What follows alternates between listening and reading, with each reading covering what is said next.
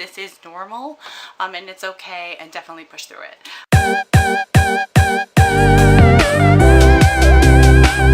Hello and welcome back to my channel. I'm so happy that you're here today. I'm just gonna adjust you a little bit here.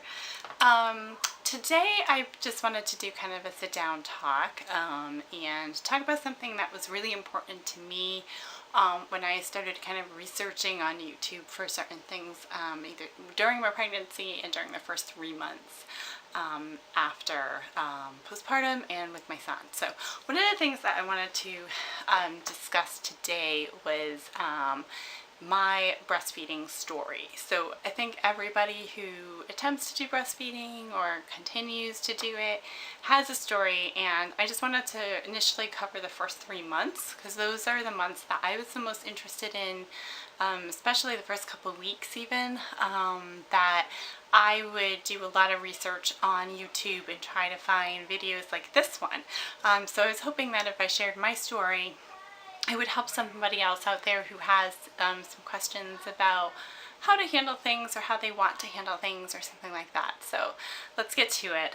So immediately after Killian was born, I was given the opportunity to nurse him. So I was really excited about this. I had really happy memories of nursing my son Nolan and was definitely ready to get going and start nursing Killian. So he seemed to know what to do right away, had some prompting. Definitely the nurses in the hospital are a great resource to start, because they're going to give you some tips and give you an opportunity to bond with your child. So if you are looking at a hospital, it's always good to ask those questions. How much support for breastfeeding that you have while you're staying in the hospital immediately following the birth of your child, because I think it's really important to birth your child, bond with skin to skin, and then nurse your child, so that your child has a really good association with you and can fuel up as well. It's been a traumatic experience, potentially for both of you, so it's really great if you have that opportunity as part of your birthing plan or the way your birth goes to fit that in if you can. So initially I did this, it was fine. The nurse had told me that if I felt any pain while nursing, that was a signal that something was wrong, that I was doing something wrong or something wasn't quite working, the big one is the latch. So let's start there. The latch is the most important thing in the first couple of weeks, and your child needs to learn the latch. Killian seemed to be latching on really well to the start. He seemed to really know what he was doing. He was doing great. Nolan, my son, who's now 8, he was having trouble with his latch, and so I needed some help getting him to latch, but Killian seemed to be doing great and was wonderful. So I thought, I got this in the bag. What ended up happening the first night, things went well, things were working out good. What would happen, and I'm going to equate it, and musicians out there will understand what this is you have kind of like a raw tissue. There's nothing built up, no callus built up really on, like, so if you're a guitar player, you're playing with hands that are like this, no callus on them. It really starts, at first you play and it feels fine, and then it starts to hurt, and it hurts and it hurts, and you may even bleed while you're building up the callus. The same thing happens when breastfeeding.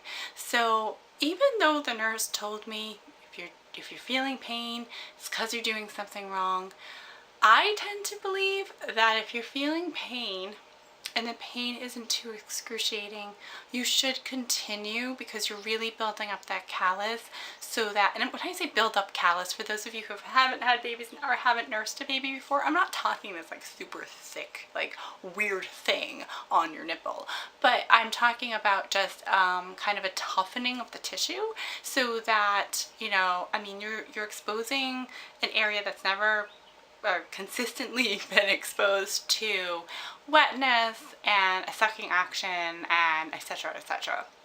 So there's going to be some kind of wear, tear, and potential like abuse to that area. So that's something to consider. So so initially he was doing really wonderful, and I was really happy with the process. As we went on, I was getting more and more uncomfortable as he continued to nurse, and eventually I was getting very uncomfortable, and I will explain that discomfort in a minute. So if it does happen to you, you can know that this is normal, and it's okay, and definitely push through it. But within the second day, he also was cluster feeding. So to define what cluster feeding is, it's when your infant feeds like constantly. And if you haven't had a baby before, or you haven't nursed before, you may think, okay, so I sit back and the baby nurses and I do my thing. This is round the clock. And generally speaking, you're in a position where you really are exhausted and you just need to get some sleep, and you can't. And so it's a consistent thing. They may nurse for 10 minutes, and then 10 minutes later half an hour, and then 10 minutes later 20 minutes. So it is a regular, consistent thing, and these clusters can go on for 1 or 2 days during that period. And you really want that to happen because it will help with the milk flow coming in. So it's a very beneficial thing for you and your child, but at that time when you feel like you just need some sleep already and you're exhausted and your body is really now being depleted of more nutrients, it can be a very difficult time for mom. I went through this period of time pretty much all I did was nurse, eat when I could, and that's it. And then have the appointments that I needed at the doctor's office, and not the doctor's office, excuse me, at the hospital, where everyone's kind of coming to you and everything like that. So it was pretty wild. So we had that setting in. By the time we ended up getting home and he continued with his nursing, we actually got into a pretty good rhythm of him nursing about every hour and a half to 2 hours once we got through that initial cluster feed. He did have another cluster feed, I think between 5 and 7 days old as well. So I would say between the 2 and 3 day mark he had a cluster feed, and between the 5 and 7 day mark he had a cluster feed. But by then my milk was definitely coming in. So it only takes about 3 days for your milk to start coming in pretty strongly, and the colostrum is what you get before that. It's really high in nutrients, so your baby's definitely getting a lot of nutrition, even if it's just a little bit coming out. So by the time we got home, he was getting into a good rhythm. It was still all day, all night, so I still was getting up quite a bit during the night with him, and I had set up camp in our living room on the couch, so I didn't quite know how to handle everything yet. So but it worked out okay, and he was doing really well and everything. So that pain that I was initially saying was like kind of a tweaky pain ended up becoming a very intense pain, and I will try to explain it the best way I know how to, so if this happens to you, you don't think something's wrong. The pain that I had received was something like, I would say like shooting electrical or kind of needle pain that would go through the breast tissue, but also feel like it was going through your whole body. And it was just a pain that kind of would start on onset of nursing, and I would brace, and it's probably the worst thing you can do, but brace for it to come, and then just kind of try to breathe through it. I mean, it's enough to like toe curling. You've heard it is toe curling. It feels kind of like your nails being pulled out. It's hard to even sugarcoat it because it's just horrifying, sharp pain.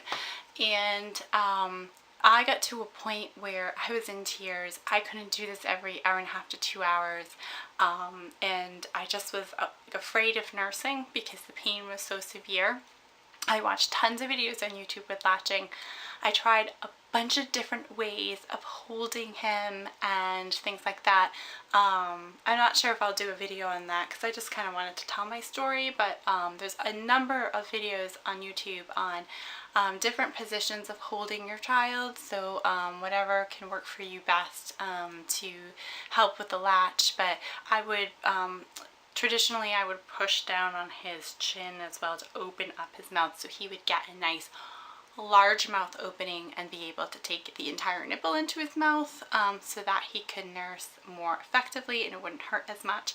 But even then I was getting pretty bad sharp pains, and I had remembered this from when I had nursed Nolan, so this is kind of my MO. So I ended up doing what I had done with Nolan, and actually with Nolan the hospital has suggested this. This time around they didn't suggest this, but I had already been prepared, and prior to Killian being born I had purchased what's called a nipple shield. And I have to say, in a situation like mine, the nipple shield is a lifesaver. It saved my life and it saved my ability to continue to nurse Nolan as well as Killian. So nipple shield, and I don't have one to show you, but I will link one in the description box. It's just literally just this shield. It goes right over the nipple section, and there's a certain way to put it on so that you put it on appropriately, so definitely follow the instructions for that. And then the child nurses over that, so they're not in direct contact with your nipple. Now, one of the things that I think is really important to this, your nipple's still being drawn out and it's still having a chance to toughen up, that toughen up thing I was talking about, without it getting blistered or cracked. Because another thing that had happened to me as well is I was bleeding, cracking, and having all sorts of issues. So and another situation that had occurred as well is there was something in there was a bit of a clot or something that came out at one point, and it was a larger kind of jelly bit of blood that came out, and I was just so worried about what was occurring there, and I was worried that it would continue. So what I thought was the best thing to do was to use the nipple shield again and see how it went. I didn't want to use it for too long. I think I ended up using it for about 2 or 2.5 weeks. And the same thing happened with Nolan. I ended up using it for a pretty short period of time. Just needed some time for my nipples to toughen up and be able to manage the nursing that I really wanted to be able to do. So I use this. I have to tell you, it is a lifesaver, but it's also a pain in the butt. It takes a little while to get on, and your child could be really hungry and wanting to feed right away, and then sometimes it like falls off, or you have to readjust it or whatever. But he definitely got the hang of it really well, and he was able to nurse and get the milk that he needed, and it was wonderful. Another thing that's kind of stinks about it is that you have to clean it out and keep it, you know, sterilize it every so often and things like that. So it's going to be a couple of extra steps. But as far as with pain, my pain went down to like nothing. It went from excruciating pain to down to not that much pain at all. So it's, like I said, it is absolutely a lifesaver if it's something that you need. And it came to me that like I was so worried my dogs were going to eat mine, or I only had one, so I was really worried about that, or something was going to happen to it or something, because I literally got to a point where I couldn't nurse without it. So like I said, I did use it for about I think 2 or 2.5 weeks. It wasn't that long of a period of time. It did work tremendously. And what I ended up doing is a couple of times within that period of time, I would just try him out and see if he could nurse without the shield. It's kind of like your child may, especially because it's a couple of weeks like that, they may need to start learning again how to latch on and everything like that, because they were going to have gotten used to that kind of a plasticky feel. They do a really great job of making you feel as close to home as possible, but it's still like a smooth plasticky feel. So I did find that there was a little bit of a stumbling block, and at times I wasn't ready or he wasn't ready. And eventually I just tried it once and it worked on one side, and I said, okay, I'm gonna put it down. I tried it on the other, and then each day and each night we were getting closer and closer to a place that worked, and then I just didn't use it anymore, and I wasn't in pain and he wasn't in pain. At my 6-week postpartum visit, I was still having a little bit of pain on one side, and but was able to kind of work through it. So it certainly wasn't anything like the initial pain, so I could manage it, but it still was kind of like I was still tense up a little bit, but that's just the best thing that worked for me. So it might be something to consider. I have seen stuff online and on YouTube that's rather controversial to use, but for me, honestly, it worked really well, and I would definitely recommend it to anybody who's in that, because you don't need to be in that kind of pain. It just doesn't, I don't think it does anything for you or for your child. Another thing that ended up happening to me within the first 3 months is that I ended up getting an area, I thought it might be mastitis, and it was a hardening area in the breast tissue, and what I ended up, and painful, would press and be painful. What I had been doing, and I had been sleeping because my breasts were so uncomfortable that I was wearing a nursing bra to bed. I would say don't do that. Don't wear a nursing bra to bed, because what was happening is it was actually, the nursing bra I was using was pinching, and some of the areas that had the soreness were actually areas that were pinching, and I think at night it wasn't helping. So I would say just if you want to use nursing bra during the day, it's great. Don't really go ahead and use one at night unless you absolutely have to. I mean, it is really uncomfortable sometimes, especially in the evening hours for some reason. So probably it's because our tolerance level is kind of lower.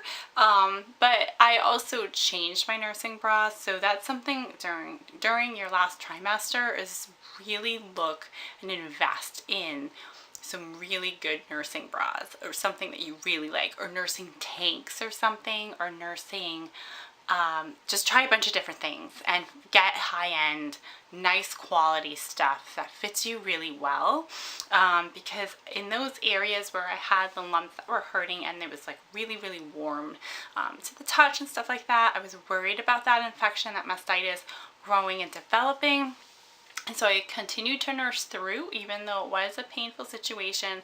And what I did is that I massaged the tissue in order to kind of break up anything that might be developing.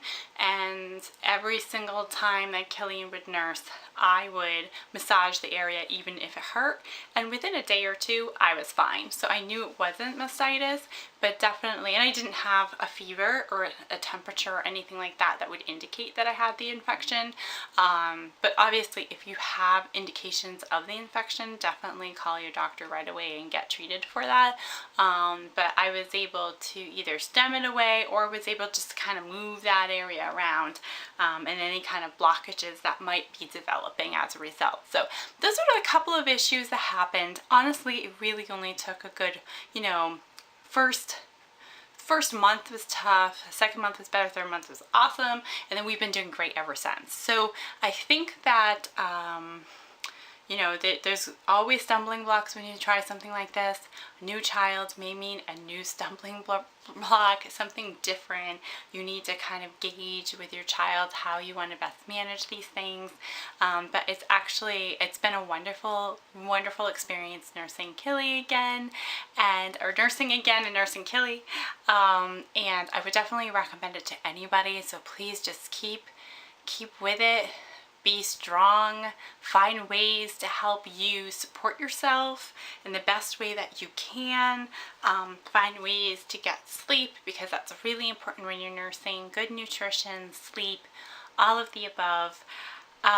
So that is my breastfeeding story. I am not going to go into the nutritional stuff, because I think actually the nutritional elements started at about 6 to 8 weeks anyway, but I think maybe in my next video, because I feel like this has gone on long enough, I think in my next video when I do my breastfeeding story from 3 to 6 months, I'll address some of the dietary changes I needed to make as part of our breastfeeding story. So I hope you enjoyed this. Please give me a thumbs up if you like these kinds of instructional videos as well as my vlogging, and please subscribe if you haven't already. I hope that I've helped you. If you have any questions, please feel free to comment below. I'll try to answer as best of my knowledge as possible. I'm certainly not an expert, but I have nursed 2 out of the 3 of my children, so I hope I can help you in any way I can. And thank you again so much for watching. Have a wonderful day. Namaste.